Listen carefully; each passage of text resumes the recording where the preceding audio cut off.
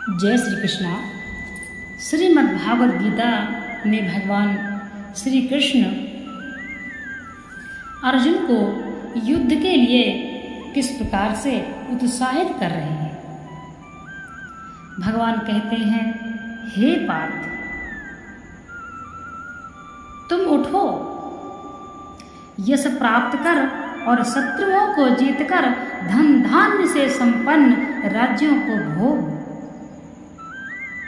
ये सब सुरवीर पहले से ही मेरे ही द्वारा मारे हुए हैं। हे साव्यसाचिन, तू तो केवल निमित्त मात्र बन जा। अर्थात भगवान के कहने का तात्पर्य है, भगवान कहते हैं, हे अर्जुन, तुम केवल युद्ध करो। जब तुम्हारे युद्ध ना करने पर भी ये सब नहीं बचेंगे, निसंदेह मरेंगे ही, तब तुम्हारे लिए युद्ध करना ही सब प्रकार से लाभप्रद है। अतएव तुम किसी प्रकार से भी युद्ध से हटो मत, उत्साह के साथ खड़े हो जाओ। यश लाभ करने और शत्रुओं को जीतकर समृद्ध राज्य भोगने के लिए कहने का क्या अभिप्राय है। इससे भगवान ने यह भाव दिखलाया कि इस युद्ध में तुम्हारी विजय निश्चित है।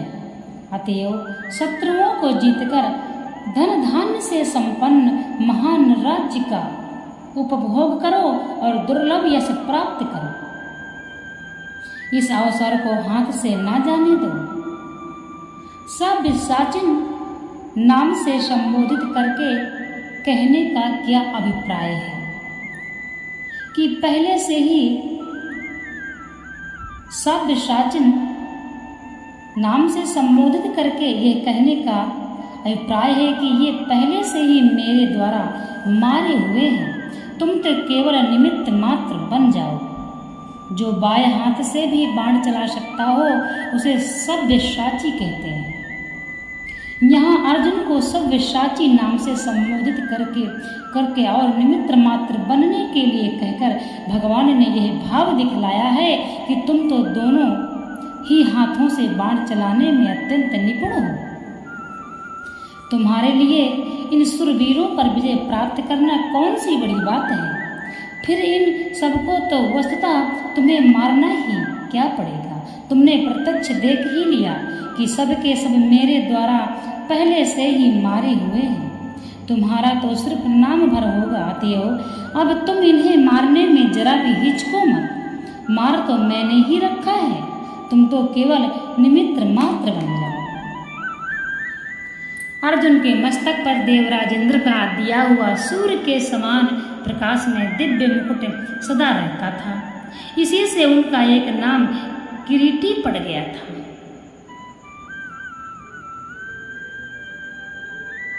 भगवान श्री कृष्ण कहते हैं, हे अर्जुन, भगवान की अनंत ऐश्वर्यमय स्वरूप को देखकर उस स्वरूप के प्रति अर्जुन की बड़ी सामान्य दृष्टि हो गई थी और वे डरे हुए थे। इसी से वे हाथ जोड़े हुए बार बार भगवान को नमस्कार और प्रणाम करते हुए उनकी स्तुति करने लगे। भूया का अभिप्राय है, जैसे अर्जुन ने पहले ही भगवान की स्तुति की थी, भगवान के वचनों को सुनने के बाद वे पुनः उसी प्रकार भगवान की स्तुति करने लगे। तथा सगदगदम पद का क्या अर्थ है और यह किसका विशेषण है तथा यहाँ इसका अभिप्राय किस अभिप्राय से किया गया है। सगदगदम पद क्रिया विशेषण है और अर्जुन के बोलने का ढंग समझाने के लिए ही प्रयोग किया गया है। अभिप्राय यह है कि अर्जुन जब भगवान की स्तुति करने लगे तब आश्चर्य और भय के कारण उनका हृदय पानी पानी हो गया, नेत्रों में जल भर गया, कंठ रुक गया, कंठ रुक गए और इसी कारण उनकी वाणी गदगद हो गई, फलतः उनका उच्चारण अस्पष्ट और करुणापूर्ण हो गया। इस प्रकार अर्जुन भगवान की स्तुति करते हैं। अर्जुन बोले, हे अंतर्यामिन, यह योग्य ही है कि आपके नाम गुण और प्रभाव के कीर्तन से जगत अति हर्षित हो रहा है और अनुराग को भी प्राप्त हो रहा है, तथा भयभीत राक्षस लोग दिशाओं में भाग रहे हैं। सब सिद्धगणों के समुदाय नमस्कार कर रहे हैं। स्थानीय पद का क्या अभिप्राय है? इसका औचित्य के अर्थ में प्रयोग हुआ है। अभिप्राय यह है कि आपके कीर्तन आदि से जो जगत हर्षित हो रहा है और प्रेम कर रहा है, साथ ही राक्षस गण आपके अद्भुत रूप और प्रभाव को देखकर डर के मारे इधर उधर भाग रहे हैं, एवं सिद्धों के सब समुदाय आपको बार बार नमस्कार कर रहे हैं। यह सब उचित ही है, ऐसा होना ही चाहिए, क्योंकि आप साक्षात परमेश्वर हैं।